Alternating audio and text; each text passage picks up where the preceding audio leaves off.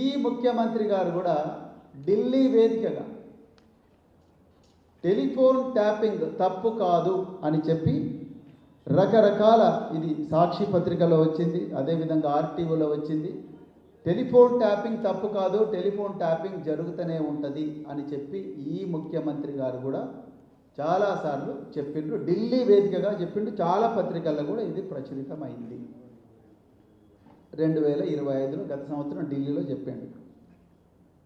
మరి ఈరోజు ఇదే ముఖ్యమంత్రి గారు ఇదే ట్యాపింగ్ కేసును, నేను మళ్ళీ చెప్తున్నా, ఈ ట్యాపింగ్ అనేది దేశ రక్షణ కోసం గోప్యంగా పోలీసులు మాత్రమే చేసే కార్యక్రమం. ఏ రాష్ట్రంలో కూడా దీని మీద చర్చ జరగడం లేదు, కేవలం తెలంగాణలో జరుగుతుంది.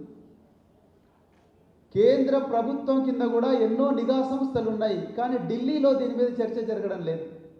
ఎందుకంటే కేంద్ర ప్రభుత్వానికి, అది ఏ పార్టీ అధికారంలో ఉన్నా కూడా దీని మీద చర్చ చేయరు. ఎందుకంటే దేశ రక్షణకు మించిన బాధ్యత ఏ ప్రభుత్వం మీద ఉండదు.